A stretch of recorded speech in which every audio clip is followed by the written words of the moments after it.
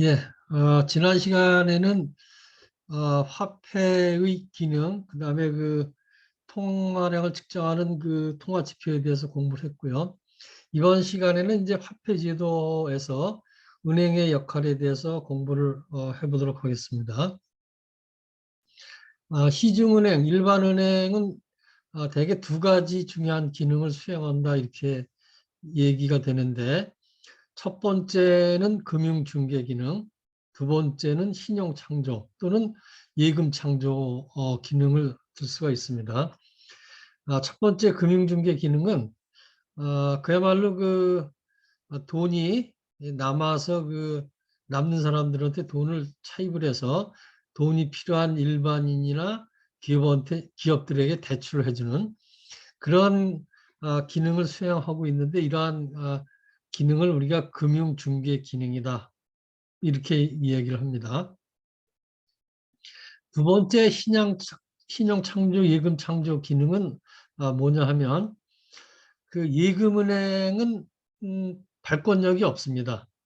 우리나라에서 그 화폐를 찍어낼 수 있는 권한은 중앙은행인 한국은행만 가지고 있고요. 농협과 같은 일반 예금은행은 그 자체로 이제 통화량을 새로 발행할 수는 없어요.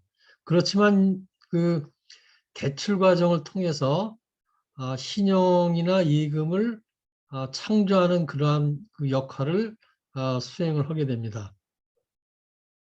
자, 이 신용 창조 과정을 보기 전에 우리 여기 있는 표, 은행의 대차대조표를 한번 살펴보도록 하죠. 자, 은행의 대차대조표는 보통 T 어카운트라고 얘기를 합니다.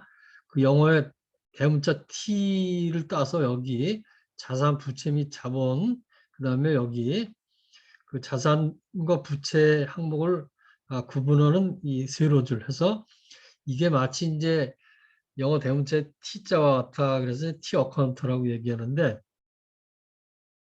이 T 어카운트는 자산 항목과 부채 항목 이렇게 두 개 큰 항목으로 구성이 돼서 자산의 총액은 부채의 총액과 항상 그 일치하게 되죠.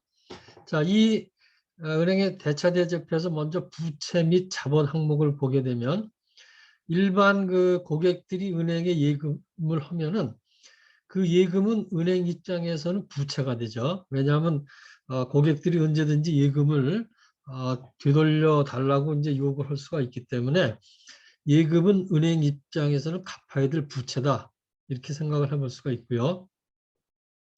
자, 여기 단위는 100만 원인데 편의상 그 단위를 생략하고 예금을 15,000원 이제 했다고 하면 15,000원은 은행 입장에서 부채가 된다 이런 이야기고요.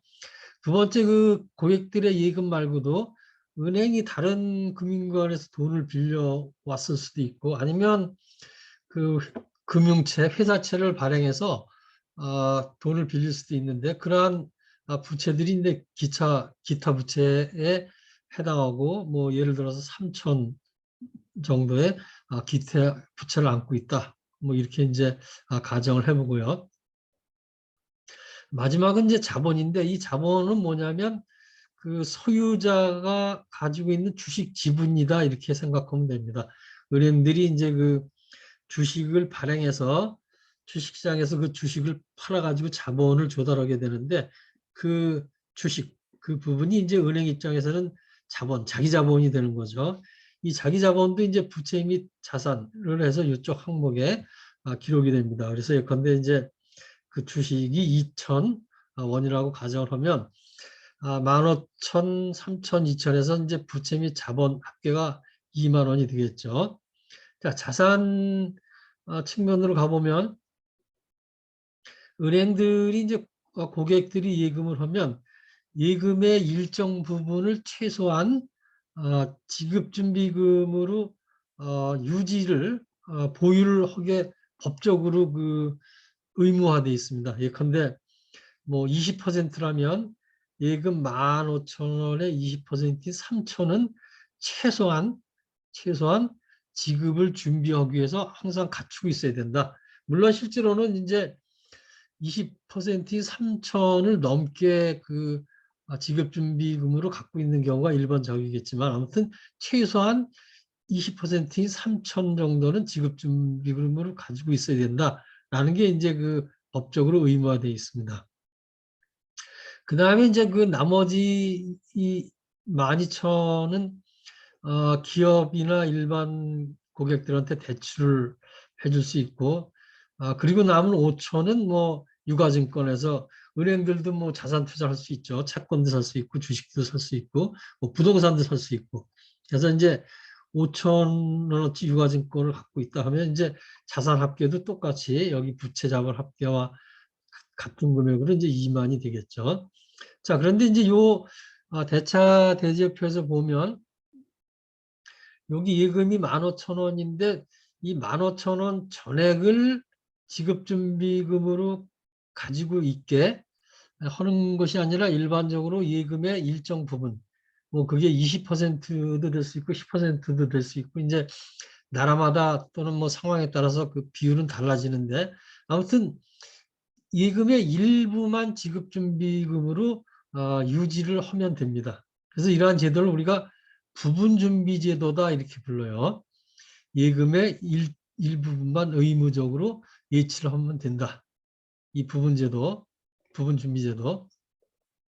반면에 아주 극단적인 케이스는 전액준비제도 100% 리저브 뱅킹. 이거는 예금 15,000이면 15,000원 전액을 지급준비금으로 예치하고 있어야 된다. 그런 얘기죠.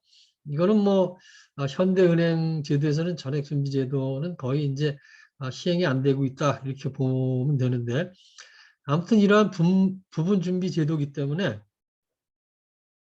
은행 입장에서는 예금으로 받은 거의 일부분만 지급준비금으로 유지를 하고 나머지 부분들은 대출을 하거나 유가증권을 형태로 이제 가지고 있을 수가 있는데 여기 그 나머지 부분 중에서 대출하는 부분 요것이 이제 말하자면 여기서 얘기하는 신용 창조, 예금 창조가 되는 거예요.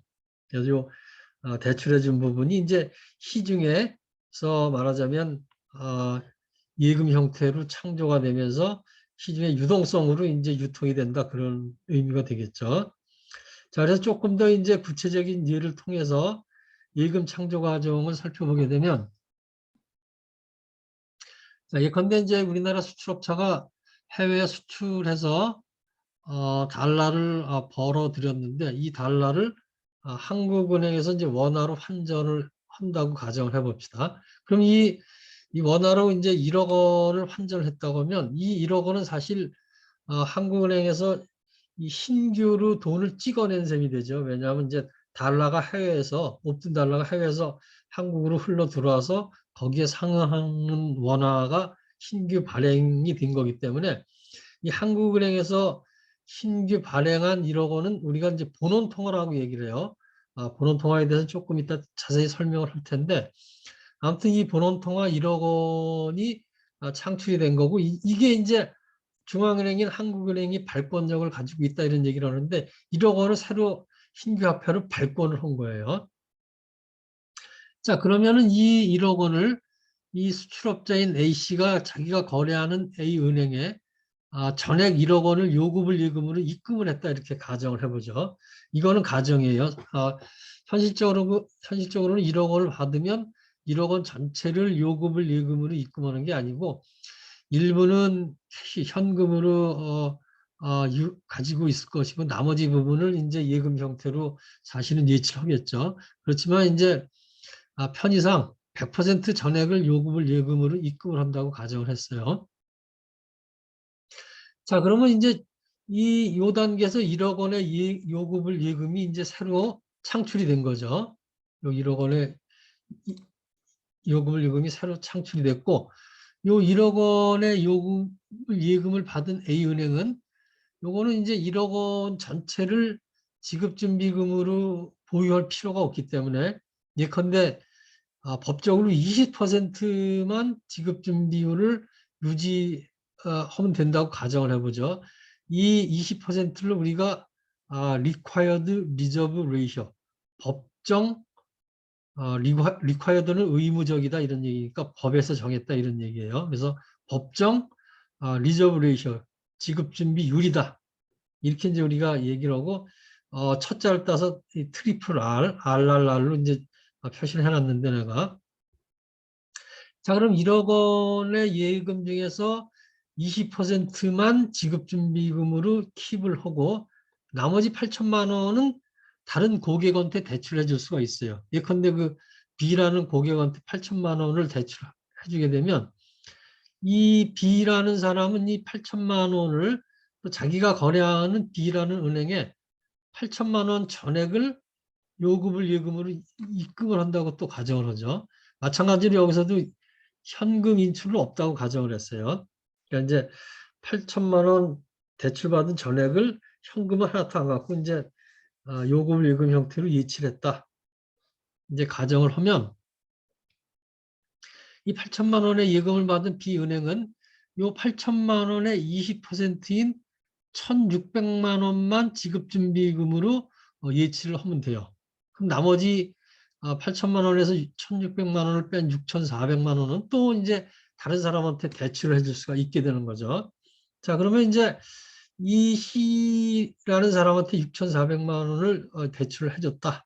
가정을 하면 이 요 사례까지 보게 되면 총 예금이 새롭게 증가된 부분이 애초에 A씨가 A은행에 1억 원 그 예금한 거 1억 원이 여기 있고 그 다음에 B씨가 B은행에서 8천만 원 또 대출 받아서 요금을 예금으로 넣어둔 이 8천만 원이 있고 그 다음에 뭐 C씨는 8천만 원에서 20%는 지급준비금으로 이제 예치하고 나머지 8천만 원의 80%에 해당하는 6,400만 원이 또 이제 C씨에게 대출이 되면서 시중에 말하자면 요금을 예금으로 C씨가 거래하는 은행에 예치가 됐겠죠.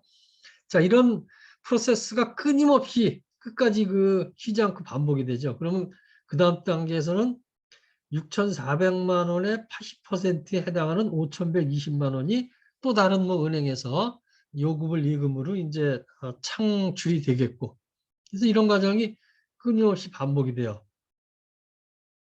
자, 그러면 1억 원, 8천만 원, 6,400, 5,120만 원 쭉쭉해서 이 모든 금액을 다 더하면 처음에 시작하는 1억 원 곱하기 1-0.8분의 1 해가지고 이제 분모가 0.2니까 0.2분의 1 하면 5가 돼서 1억 원 곱하기 5에서 5억 원의 새로운 요금을 예금이 창출이 됩니다. 여러분들이 이제 고등학교 때 무한정비급수의 합 뭐 이런 것들을 공식으로 배웠을 텐데 예컨대 1 플러스 그 다음에 1에다가 x를 곱한 x라는 수를 계속 그 앞에 있는 항에다가 곱혀가지고 더해가는 거죠. 그래서 1 플러스 x 그 다음에 x제곱 플러스 x3승 x4승 이게 끊임없이 이제 반복이 되면 모든 합계가 1 마이너스 x분의 1이다. 이런 그 공식을 배웠을 거예요. 물론 요 x가 이제 값이 플러스 1에서 이제 마이너스 1, 그 절대값이 1보다 작은 그 사이에 있을 때 이렇게 이제 합계가 구해진다 이런 것들을 배웠을 텐데 그래서 여기서 이제 x에 해당하는 게 0.8이에요. 이 0.8은 1에서 지급준비 법적 지급준비율 20% 0.1을 뺀 다시 말해서 1-0.2 해가지고 0.8이 나온 거죠. 그래서 1 곱하기 1억 원 곱하기 0.8 또 8천만 원 곱하기 0.8 이게 계속 더해지는 거죠. 말하자면 x가 이제 0.8에 해당하니까 이 모든 합계를 다 합치면 1-0.8분의 2, 1 또는 이제 이 값이 이제 5니까 이 5억 원이 된다 이런 얘기죠. 자, 그래서 이제 화폐금융론이나 거시경제학에서 이 1-0.8분의 1에서 5라는 숫자가 나왔는데 이 5를 우리가 통화승수다 이렇게 부릅니다. 많이 멀티플라이어. 그래서 이 경우에는 이제 그 계산을 해보니까 통화승수가 5가 나왔는데 그 5는 뭐냐면 0.2분의 1이죠. 0.2분의 1인데 이 0.2가 뭐였었냐면 여기 법정 지급준비율이었었죠. 트리플 R로 표시한 이거예요. 자, 그래서 이 예에서 보니까 통화승수가 트리플 R분의 1, 0.2분의 1 해서 5가 됐어요. 이 5는 무슨 의미를 갖고 있냐면 애초에 한국은행에서 1억 원의 본원 통화를 신규 발행했는데 이 신규 발행한 것이 시중에 유통되면서 요금을 예금 형태로 5억 원으로 불어났어요. 자, 그래서 이제 이 통화승수라는 건 여기 본원 통화분의 시중에 유통되는 통화량의 비율을 우리가 통화승수다 이렇게 부릅니다. 다시 말해서 통화승수는 한국은행이 본원 통화를 발행했을 때 그 본원 통화의 몇 배만큼 은행의 예금 창조 과정을 통해서 통화량이 증가하는지 그 본원 통화 대비 통화량이 늘어나는 그 배율을 우리가 통화 승수다. 이렇게 이제 부르는 것이죠. 자, 그런데 이제 요 예에서 우리가 이제 좀 계산 과정을 그 편리하게 하기 위해서 두 가지 그 가정을 했는데 첫 번째 가정은 뭐냐면 여기 현금 인출이 없었다 이런 얘기를 했었죠. 고객들이 이제 그 대출을 받으면 대출의 일정 부분은 사실은 현금으로 쓰고 나머지 부분만 요금을 예금 형태로 이제 예치할 텐데 여기서는 그러한 현금 인출이 전혀 없다라고 이제 아, 그 약간은 비현실적인 그런 가정을 하나 했었고요. 두 번째 가정은 뭐냐면 여기 법정 지급 준비율이 20%라고 가정을 했는데 이 예에서는 은행들이 아주 정확히 법적으로 그 의무화되어 있는 20%만 딱 그 지급준비금으로 유지를 했어요. 실제로는 사실은 법정 지급준비율보다 조금 더 여유 있게 이제 은행들이 지급준비율을 가지고 있습니다. 그러니까 이제 법적으로 최소한 20%를 가지고 있어야만 된다라고 이제 의무적으로 규정이 되어 있는데 실제로는 그 일반적으로는 20%보다 조금 더 많이 갖고 있겠죠. 그런데도 불구하고 일단은 정확히 20%만 지급준비금으로 갖고 있다라고 이제 두 가지 가정을 했는데 아무튼 그런 두 가지 가정 하에서는 뭐냐면 통화 승수가 어떻게 되냐면 트리플 R분의 1 법정 지급준비율분의 1이 된다. 이게 이제 통화승수가 되는 것이죠. 자, 그래서 이제 여기서 다시 한번 올라가서 예금 창조, 신용 창조는 뭐냐면 여기 있듯이 일반 그 상업은행, 예금은행들이 그 고객들이 예금한 거의 일부분만 의무적으로 예치하고 나머지 부분은 다른 고객들한테 대출을 할 수 있기 때문에 다시 말해서 이제 구분 준비 제도이기 때문에 다른 사람한테 대출을 하는 과정에서 시중에 예금, 신용 이런 것들이 이제 본원 통화의 몇 배만큼 더 이제 창출이 된다. 이런 얘기가 되겠습니다. 자, 이 표는 지금까지 그 설명한 그런 과정을 집약해서 요약해주고 있는 거죠. 여기 은행 A, B, C, D에서 뭐 엄청나게 무수히 많은 은행들이 있고 애초에 이제 A라는 은행에 1억 원의 예금이 이제 예치가 됐고 그 1억 원 중에서 법적으로 규정되어 있는 20% 2천만 원만 지급준비액으로 예치를 하고 나머지 8천만 원은 대출을 해줬고 이 대출을 받은 B은행은 8천만 원의 20%에 해당하는 1,600만 원은 지급준비금으로 예치하고 나머지 6,400만 원은 대출을 해주고 또 C은행은 요 6,400만 원 중에서 20%인 1,280만 원은 지급준비금으로 예치를 하고 나머지 5,120만 원을 D라는 사람한테 대출하고 이 D라는 사람이 거래하는 D은행에 5,120만 원의 예금을 하면 또 마찬가지로 D은행은 거기에 80%는 대출, 20%는 지급준비액 해가지고 이런 과정이 무수히 반복돼서 예금액을 합치니까 좀 전에 우리가 계산했듯이 5억 원이 나오고 이 중에서 이제 대출해 준 것들을 8천만 원, 6,400만 원 이거를 다 합치면 4억 원이 되고 지급준비액은 2천만 원, 1,600만 원 이걸 다 합치면 1억이 됩니다. 자, 그래서 이제 이것이 신용창조 과정이다. 이렇게 이제 우리가 설명을 할 수가 있습니다. 자, 그러면 이제 여기서 두 가지 가정을 했다고 했는데, 정확히 법적 지금 준비금만 유지한다, 현금 인출이 없다 이렇게 가정을 했는데, 요거는 이제 조금 비현실적인 가정이기 때문에 이 가정을 이제 좀 현실적인 가정으로 대체를 하게 되면 요 통화승수, 요 트리플 R분의 1이 조금 바뀌게 되죠. 그래서 이렇게 바뀌는 그러한 모습은 이제 조금 이따 자세히 이제 다시 이제 살펴보기로 하고요. 그 통화승수가 이제 수정되는 그런 내용을 보기에 앞서서 몇 가지 여러분들한테 그 용어를 이제 소개를 하고자 합니다. 뭐냐면 뱅크 캐피탈, 은행 자본이죠. 그다음에 레버리지, 여러분들 레버리지라는 얘기를 일상적으로 많이 들어봤을 텐데 더 쉬운 말로 뭐 그냥 일상적인 얘기로 그냥 뻥튀기다. 여러분들 이렇게 생각하면 오히려 그 이해하기가 쉬울 것 같아요. 뻥튀기 했다. 그 다음에 캐피탈 리콰이어먼트, 요거는 자본, 리콰이어먼트는 법적인 의무다 이렇게 생각하시면 돼요. 법적으로 요구되는 그 필수 의무 조항이다. 이런 의미를 갖고 있는데, 자, 우선 그 첫 번째로 은행 자본, 뱅크 캐피탈은 우리 대차 대조표 앞에서 봤듯이 이 부분이죠. 이 부분. 소유자의 주식. 그래서 이제 은행 소유자의 주식 지분을 우리가 은행 자본이다. 이렇게 이제 부르고, 자, 레버리지는 뻥튀기라고 얘기를 했는데, 공식적으로 뭐냐면 은행 자본분의 총 자산, 그 비율을 우리가 레버리지다. 이렇게 불러요. 그리고 이제 앞에서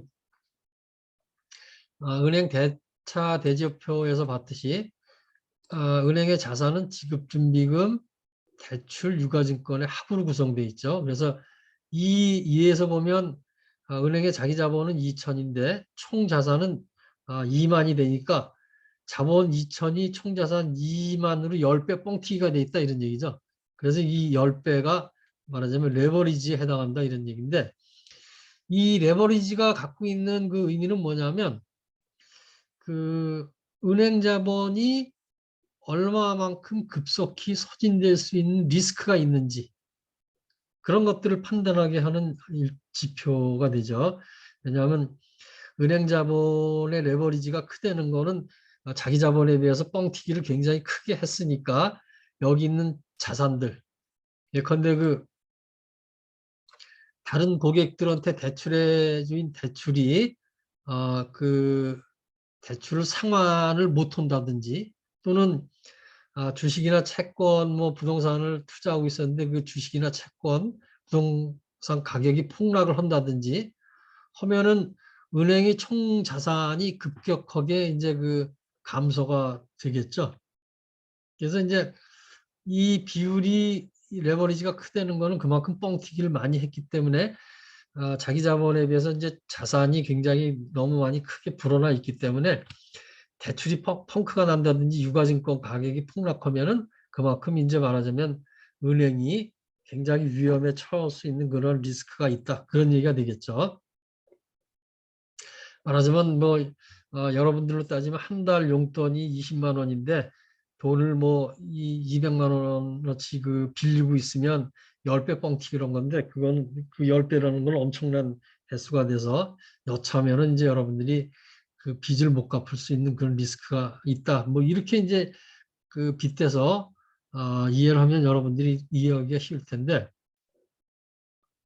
자, 예컨대 그 은행 자본이 50달러인데 총 자산이 1000달러라면 이제 레버리지가 50분의 1000 하면 20이죠. 말하자면 은행 자본의 20배만큼 총 자산이 이제 불어나 있는데 이런 경우에 이제 예컨대 그 대출이나 유가증권에서 문제가 생겨가지고 총 자산이 5%가 하락한다면 1000분의 5%면 50달러가 되죠. 이렇게 되면 이 은행은 뭐냐면 총자산의 5%만 하락하더라도 자기 은행 자본이 완전히 소진이 돼버려요. 그러면 이제 이 은행은 망하게 되는 거예요. 지급이 불능하죠. 지급 불능 상태에 빠져서 디폴트가 되는데 이게 이제 은행 도산, 은행 파산이라고 얘기를 하죠. 자, 그래서 이제 이 자기 자본에 비해서 그 총 자산이 너무 많이 그 뻥튀기가 돼 있는 것들은 이러한 그 지급불능 내지는 디폴트 될 위험성이 크다는 거기 때문에 그러한 그 지급불능 상태에 떨어지는 일을 방지하기 위해서 자기자본 요구, 말하자면 그 자기자본 대비 총자산 비율을 제한을 합니다. 또는 총자산의 최소한 몇 퍼센트는 자기 자본으로 가지고 있어라. 이런 것들이 이제 requirement, 의무적으로 이제 지키게 돼 있는 그런 것들이 있는데 그래서 그런 것들을 자본 요구 조건, 캐피탈 리ኳ어먼트라고 합니다. 이 캐피탈 리ኳ어먼트는 몇 차례 그 금융위기를 거치면서 굉장히 많이 강화가 되고 있는데 그 대표적인 예가 2008년부터 10년에 그 미국에서 그 발생했던 글로벌 금융위기죠. 이 2008년, 2009년 미국의 글로벌 금융위기는 은행들이 그 주택담보대출을 많이 해줬는데 굉장히 그 신용 상태가 낮은 그런 차입자들한테도 주택담보대출을 굉장히 많이 해줬어요. 그래서 이제 주택 가격이 굉장히 많이 그 상승을 하고 그랬죠, 이 당시에. 말하자면 은행 입장에서는 총 자산이 굉장히 많이 불어나 있었어요. 왜냐하면 여기 대출을 많이 해주고 또 이 주택담보대출을 증권으로 만들어서 또 이 증권을 판매하고 뭐 이래가지고 부동산 가격 올라가고 이런 담보대출 가치가 올라가고 해가지고 은행들 입장에서 총자산이 굉장히 많이 불어나 있었어요. 자기 자본에 비해서. 그러다가 이제 그 서브프라임 모기지 사태가 나면서 주택 가격이 하락하게 되니까 담보로 잡았던 주택 가격이 말하자면 그 시체말로 깡통이 되는 거죠. 그러니까 여기 이제 대출해줬던 이 대출금이 회수가 안 되고 유가증권 이런 것들도 폭락을 하게 되면서 총자산이 그 급격히 줄어듭니다. 급격히 줄어드니까 어떻게 되냐면 그냥 순식간에 그 이 자기 자본이 잠식이 되게 되는 거예요. 자기 자본이 이제 잠식이 되면서 그 지급불능 도산 상태에 빠진 은행들이 수십 개가 이제 생겨나게 됩니다. 이 글로벌 금융 위기에서. 그러니까 이제 은행 입장에서는 더 이상 대출을 해줄 수가 없는 그런 상태에 놓이게 되고 가뜩이나 이제 경기가 침체가 되는데 은행들이 대출을 기업이나 고객들한테 많이 해줘야지 기업 입장에서는 투자도 이제 그 활성화시킬 수가 있고 일반 고객들도 이제 대출 받아서 뭐 소비도 하고 뭐 집도 사고 그러는데 경기가 침체됐는데 은행들은 도산해서 대출을 해줄 수가 없고 그러니까 이제 경기 침체가 더 악화되는 그런 상태가 발생을 했습니다. 그래서 이러한 글로벌 금융위기를 계기로 해가지고 국제적으로 BIS라는 그러한 기관을 중심으로 해서 이러한 사태가 나면은 이제 비단 은행만 그 파산하면 그 되는 게 아니고 이 은행 시스템, 은행들이 파산해서 금융 시스템이 무너지게 되면 그게 실물 경제도 무너지게 되죠. 그리고 이 실물 경제가 무너지면 그 뭐 미국이면 미국 특정한 한 나라만 문제가 되는 게 아니고 전 세계적으로 엄청나게 큰 파장 부작용을 불러일으키게 되죠. 자, 그래서 이제 이 미국발 글로벌 금융 위기를 계기로 해서 BIS에서 자기 자본 요구를 강화하게 돼요. 그래서 그 총자산 대비 그 은행 자본을 몇 퍼센트, 8%, 10% 이렇게 유지를 해야 된다. 이런 것들을 이제 의무 조항으로 이제 강화시키는 그런 그 법적인 제도를 도입을 하게 됩니다. 물론 이제 캐피탈 리쿼어먼트는 이 총자산, 대출이나 유가증권이 얼마나 그 말하자면 그 유가증권도 국채 같은 것들은 굉장히 안전하고 회사채는 불량하잖아요. 그래서 이제 국채 등의 안전자산을 많이 갖고 있으면 자본 요구가 낮을 것이고 그렇지 않고 뭐 그 도산하기 쉬운 회사채라든지 아니면 신용등급이 낮은 그런 사람들한테 대출해준 부분이 많으면 총자산이 하락할 위험이 높기 때문에 은행 자본 요구가 굉장히 높겠죠. 그래서 이렇게 뭐 자산이 얼마나 안전하냐 요거에 따라서 이제 캐피탈 리ኳ이먼트가 좀 비율이 달라지는 차등을 두고 이제 이 자기 자본 요구 조건을 걸고 있다. 이렇게 이제 여러분들이 이해를 하시면 좋을 것 같습니다. 예, 요 이상으로 2절에 있는 화폐제도에서 은행의 역할에 대한 강의를 마치도록 하겠습니다. 3절은 중앙은행의 통화 조절, 다시 말해서 금융정책에 대한 이야기인데, 그거는 이제 별도의 동영상으로 이제 올려놓도록 하겠습니다.